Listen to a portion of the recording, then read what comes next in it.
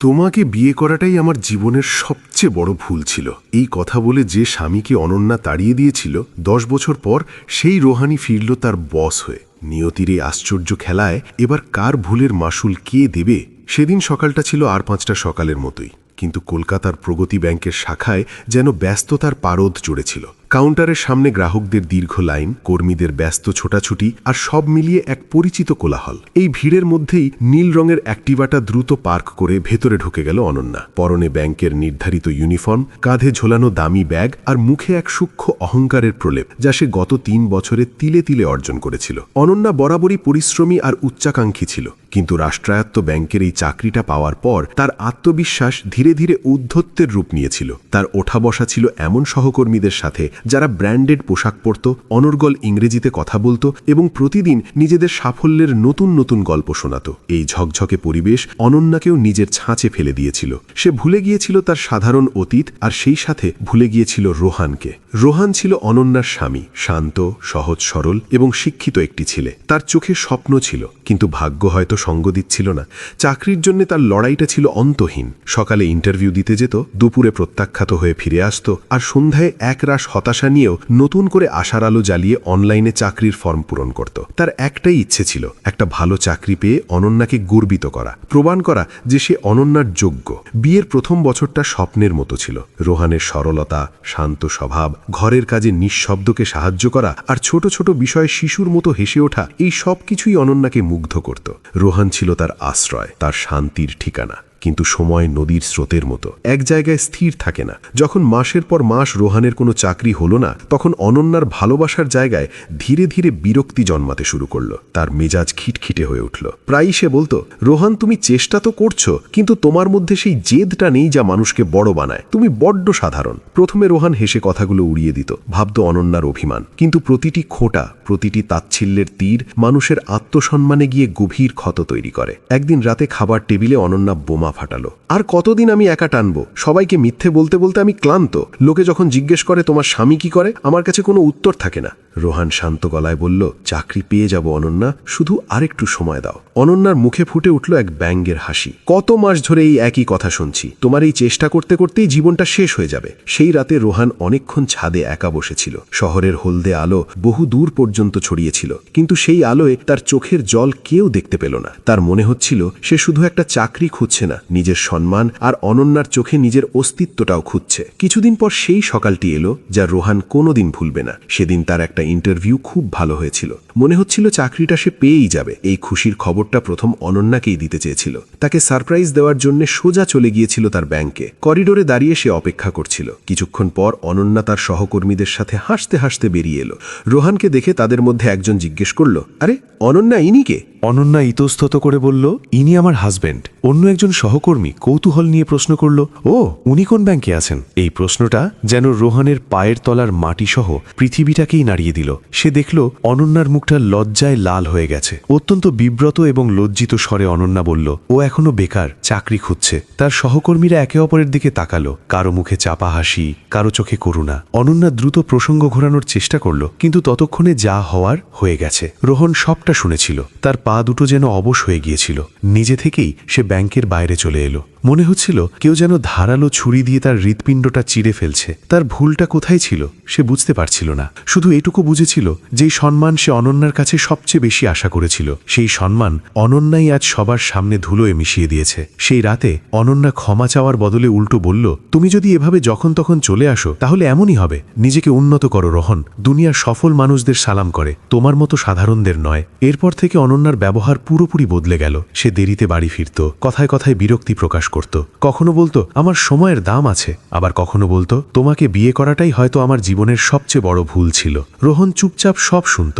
সে সম্পর্কটা বাঁচাতে চেয়েছিল, কিন্তু সম্পর্ক তো একতরফা চেষ্টায় বাঁচে না। অবশেষে একদিন অনন্যা পরিষ্কার জানিয়ে দিল, আমার ডিভোর্স চাই। আমি এমন একজন মানুষের সাথে থাকতে পারবো না যে আমার স্তরের নয়। রোহন কিছুক্ষণ পাথরের মতো চুপ করে রইল। তারপর শান্ত গলায় শুধু বলল, যদি এটাই তোমার জন্য ঠিক মনে হয় তবে তাই হোক। কয়েক মাস পর তারা কোর্টে দাঁড়িয়েছিল। রোহন শেষবারের মতো অনন্যার দিকে তাকালো। তার চোখে কোনো মায়া বা দ্বিধা ছিল না, ছিল শুধু এক চূড়ান্ত সিদ্ধান্ত। স্ট্যাম্প পড়ল, ফাইল বন্ধ হলো, আর তার সাথে শেষ হয়ে গেল একটি সম্পর্ক। বিচ্ছেদের পর রোহন কাউকে কিছু না বলে একটা ছোট ব্যাগ কাঁধে নিয়ে কলকাতা শহরকে বিদায় জানালো। সে জানত না এই একই পৃথিবী আর একই ভাগ্য তাকে কোথায় দাঁড় করাবে। বেঙ্গালুরু শহরটা কলকাতার থেকে সম্পূর্ণ আলাদা। যখন রোহন স্টেশনে নামলো তখন তার কাছে ছিল শুধু কাঁধের ব্যাগটা আর পকেটে 1002 টাকা। সেই রাতে স্টেশনের বাইরের সিঁড়িতে বসে সে আকাশ দেখছিল। অনন্যার কথাগুলো প্রতিধ্বনির মতো কানে বাজছিল। তুমি আমার যোগ্য নও, তুমি আমার জীবনের সবচেয়ে বড় ভুল। রোহান চোখ বন্ধ করল। সে অনুভব করল বিচ্ছেদ শুধু মন ভাঙে না, মানুষের আত্মাকেও ভেঙে চুরমার করে দেয়। কয়েকদিন সস্তার লজে থাকার পর টাকা শেষ হয়ে যাওয়ায় তাকে স্টেশনেই রাত কাটাতে হলো। খিদে, ক্লান্তি আর অপমানে জর্জরিত হয়েও সে নিজেকে ভেঙে পড়তে দিল না। নিজের মনকে সে একটাই কথা বোঝালো, অতীত আমাকে ভেঙে দিয়েছে, কিন্তু ভবিষ্যৎ আমি নিজের হাতে গড়ব। একদিন সকালে জলের বোতল ভরার সময় এক মধ্যবয়সী ভদ্রলোক তার দিকে এগিয়ে এসে বললেন, কাজ খুঁজছো? কম্পিউটার জানা থাকলে একটা কল সেন্টারে লোক নিচ্ছে। রোহন অবাক হয়ে বলল, হ্যাঁ, আমি বেসিক জানি। সেই লোকটা তাকে একটি ঠিকানা দিয়ে বলল, গিয়ে চেষ্টা করে দেখ। বেঙ্গালুরুতে ভাগ্য বদলানোর জন্য একটা সুযোগই যথেষ্ট। সেই ঠিকানায় গিয়ে রোহন দেখল অফিসটা ছোট, কিন্তু কাজের পরিবেশ বেশ ভালো। ইন্টারভিউতে তার ইংরেজি বলার ধরন এবং কম্পিউটার জ্ঞান দেখে কর্তৃপক্ষ তাকে পরের দিন থেকেই যোগ দিতে বলল। সেদিন থেকেই রোহনের নতুন জীবন শুরু হলো। প্রথম মাসের বেতন ছিল মাত্র 12,000 টাকা, কিন্তু যখন সে টাকাটা হাতে পেল তখন তার মনে হলো সে অন্তত কিছুটা হলেও এগিয়েছে। দিনে অফিসের কাজ করত আর রাতে কাছের এক লাইব্রেরিতে বসে নিজের দক্ষতা বাড়াতো। Communication skill, Excel, financial management সে নিজেকে নতুন করে তৈরি করছিল। তার শান্ত স্বভাব, সততা আর পরিশ্রম অল্প দিনেই সিনিয়রদের নজরে পড়ল। একবার টিমে একটা বড় ভুল হওয়ায় সবাই যখন আতঙ্কিত, রোহন অত্যন্ত ঠান্ডা মাথায় সেই সমস্যার সমাধান করে দিল।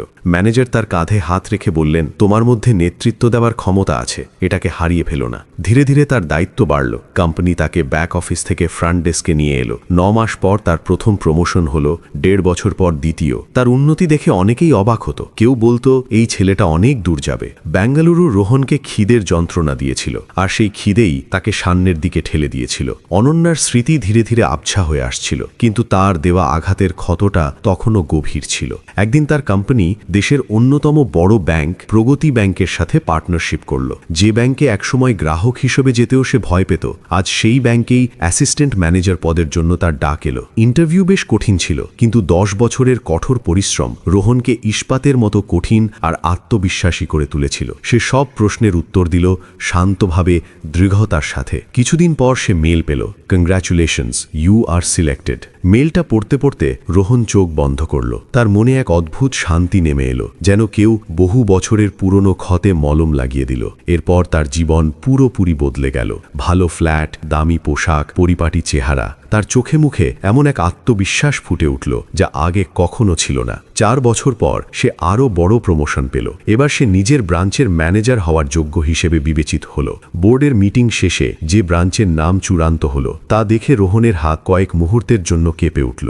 ব্রাঞ্চ প্রগতি ব্যাংক, কলকাতা। সেই একই শহর যেখান থেকে সে একদিন সব হারিয়ে ভেঙে চুরে বেরিয়ে এসেছিল। সেই শহর যেখানে অনন্যা থাকত। তার মনের ভেতর রাগ, কষ্ট, ভয় আর অবহেলার এক ঝড় বয়ে গেল। কিন্তু শেষে সে একটি দীর্ঘশ্বাস ফেলে নিজেকে বলল, অতীত আমাকে সংজ্ঞায়িত করবে না। আমি ফিরব, তবে এবার কারো জন্য নয়, নিজের জন্য। ফিরে আসা। ট্রান্সফার অর্ডার জারি হয়ে গেল। 10 বছর পর যখন রোহন কলকাতা শহরে পা রাখল, তখন বাতাসে এক পরিচিত আর্দ্রতা ছিল। ট্যাক্সির জানালা দিয়ে বাইরে তাকিয়ে তার মন শান্ত ছিল, কিন্তু বুকের গভীরে কোথাও এক পুরনো যন্ত্রণা তখনও ধিক ধিক করে জ্বলছিল। কয়েকদিনের মধ্যেই সে প্রগতি ব্যাংকের নতুন ম্যানেজার হিসেবে কাজে যোগ দিল। স্টাফদের সাথে পরিচয় হলো, সিস্টেম বোঝা হলো। শাখার পরিবেশ সুশৃঙ্খল ছিল, কিন্তু রোহন দেখল অনেক কাজই অবহেলার সাথে করা হচ্ছে। সে কোনো অহংকার ছাড়াই শান্ত স্বরে সবাইকে বলল, আমরা সবাই মিলে এই শাখাকে আরও উন্নত করব। কারো ভয় পাওয়ার কিছু নেই। তার এই সহজ সরল কিন্তু দৃঢ় স্বভাব দেখে স্টাফরা অবাক হলো। তারা ভাবতেও পারেনি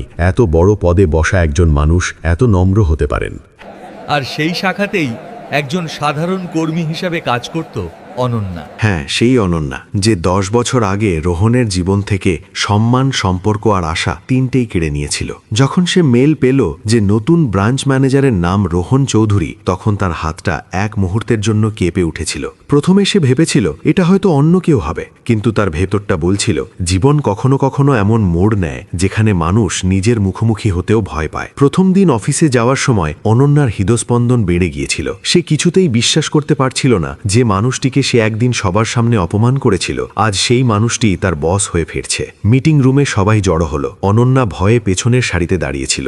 দরজা খুলে ভেতরে প্রবেশ করল রোহন। তার চেহারা, হাঁটা চলা, তাকানোর ভঙ্গি সবকিছু বদলে গেছে। শান্ত, সংযত এবং আত্মবিশ্বাসী। তার চোখে সেই স্থিরতা ছিল যা কেবল জীবনযুদ্ধে জয়ী হওয়া মানুষের মধ্যেই থাকে। অনন্যার নিঃশ্বাস আটকে গেল, পা কাঁপছিল, কিন্তু সে নিজেকে সামলে নিল। রোহন মিটিং শুরু করল। সবার দিকে একবার তাকালো, হাসল, কিন্তু তার দৃষ্টি অনন্যার উপর এক মুহূর্তের জন্য স্থির হল না, যেন সে এই নামের বা চেহারার কাউকে চেনেই না। দিন কাটতে লাগলো। রোহন সবার সাথে নম্রভাবে কথা বলতো, কাজ শেখাতো, ভুল শুধরে দিত, কিন্তু অনন্যার সাথে তার ব্যবহার ছিল 100% পেশাদার, সীমিত, দূরত্ব বজায় রাখা এবং নিছক অফিসিয়াল। একদিন অনন্যারা সাহস করে তার কেবিনের বাইরে গিয়ে দাঁড়ালো। বলল, রোহন, একটু কথা বলতে পারি? রোহন ল্যাপটপ থেকে মুখ না তুলেই বলল, কাজের বিষয়। স্বরটা ছিল একদম সপাট। অনন্যা ঢোক গিলে বলল, না, ব্যক্তিগত।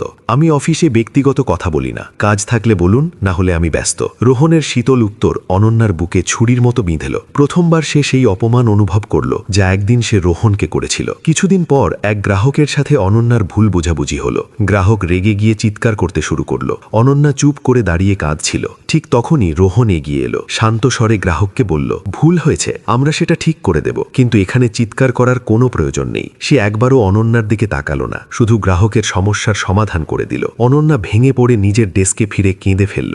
10 বছর আগে সে যে মানুষটিকে সবার সামনে ছোট করেছিল, আজ সেই মানুষটি তার সম্মান রক্ষা করল, কিন্তু এমনভাবে যা তাকে আরও বেশি লজ্জিত করে দিল। পরের দিন সে আবার রোহনের কেবিনে গেল। এবার তার চোখে ছিল অনুতাপ। রোহন, আমি তোমার কাছে ক্ষমা চাইতে এসেছি। রোহন শান্তভাবে বলল, ক্ষমা করলেই সবকিছু আগের মতো হয়ে যায় না অনন্যা। আমি আমার ভুল বুঝতে পেরেছি। আমি তোমার সাথে অনেক অন্যায় করেছি। আমি বদলে গেছি, সত্যি। রোহন চশমাটা খুলে টেবিলের ওপর রাখল। এক মুহূর্ত তার দিকে তাকিয়ে দৃষ্টি সরিয়ে নিল। ভুল স্বীকার করা ভালো, কিন্তু যা একবার ভেঙে যায় তার জোড়া লাগে না। অনন্যা কান্নায় ভেঙে পড়ল। সে বুঝতে পারছিল না যে মানুষটা একসময় তাকে পৃথিবীর সবকিছু ভাবত, আজ তার কাছে সে কেন এত অচেনা। এক সন্ধ্যায় অফিস শেষে অনন্যা আবার তার কেবিনে গেল। রোহন, আজ প্লিজ একটু কথা বলো। আমি জানি আমি অনেক ভুল করেছি। তোমাকে ছেড়ে দিয়ে আমি নিজেকেও হারিয়ে ফেলেছি। তুমি কি আমাদের আর একটা সুযোগ দিতে পারো না? এবার রোহন তার দিকে সরাসরি তাকালো। তার চোখে ঘৃণা বা রাগ ছিল না, ছিল এক ধ্রুব সত্য। অনন্যা, 10 বছর আগে আমি ভেঙে চুরমার হয়ে গিয়েছিলাম, আর ভাঙা মানুষ সময়ের সাথে সাথে বদলে যায়। আমি তোমার কখনো খারাপ চাইনি, আজও চাই না, কিন্তু তোমার সাথে পথ চলা আমার পক্ষে আর সম্ভব নয়। তোমার কথাগুলো সেদিন শুধু আমার মন ভাঙেনি, আমার আত্মসম্মানকেও ভেঙে দিয়েছিল। আর সম্মান হলো যে কোনো সম্পর্কের শেষ নিঃশ্বাস, সেটা একবার চলে গেলে আর কিছুই বাকি থাকে না। অনন্যার মুখটা ফ্যাকাশে হয়ে গেল। তাহলে আমি তোমার জন্য এখন আর কিছুই নই? রোহন অত্যন্ত কোমল স্বরে উত্তর দিল, তুমি আমার অতীতের একটা অংশ, কিন্তু আমার ভবিষ্যতে তোমার জন্য কোনো জায়গা নেই। ক্ষমা করো। অনন্যা সেখানেই চেয়ারে বসে পড়ল, যেন তার শরীরের সব শক্তি কেউ শুষে নিয়েছে। কিছুক্ষণ পর সে উঠে দাঁড়ালো, চোখের জল মুছল এবং ধীরে ধীরে দরজার দিকে এগিয়ে গেল। দরজার কাছে পৌঁছে সে শেষবার ফিরে তাকিয়ে বলল, আমি সারা জীবন তোমার কাছে ঋণী থাকব, কারণ তুমি আমাকে আমার আসল চেহারাটা আয়নার মতো দেখিয়ে দিয়েছ। রোহন কিছু বলল না, শুধু হালকা করে মাথা নাড়ল। সেই রাতে ব্যাংকের বাইরে অনন্যা একা হাঁটছিল। তার পা টলছিল, কিন্তু মনের ভেতর একটা সত্য পরিষ্কার হয়ে গিয়েছিল। অনুতাপ হয়তো ক্ষমা এনে দিতে পারে, কিন্তু হারিয়ে যাওয়া সম্পর্ক ফিরিয়ে আনতে পারে না। অন্যদিকে রোহন নিজের কেবিনের জানালা দিয়ে বাইরের শহরের দিকে তাকিয়েছিল। তার মুখে ছিল এক শান্ত হাসি। সে কাউকে ঘৃণা করত না, কাউকে দোষারোপও করত না। সে শুধু জীবনে এগিয়ে গিয়েছিল, যেখানে অতীতের জন্য আর কোনো জায়গা ছিল না। কখনো কখনো জীবন আমাদের সেখানেই ফিরিয়ে নিয়ে আসে যেখান থেকে আমরা সবচেয়ে বেশি কষ্ট পেয়েছিলাম, শুধু এটা প্রমাণ করার জন্য যে সেই কষ্ট এখন আর আমাদের ছুঁতেও পারে না। সম্পর্কের সবচেয়ে বড় উপার্জন টাকা বা পদমর্যাদা নয়, সম্মান। আপনি যদি কাউকে বারবার ছোট করেন, তবে একদিন হয়তো সেই মানুষটি আপনাকে ক্ষমা করে দেবে, কিন্তু আপনার জীবনে আর কখনো ফিরে আসবে না।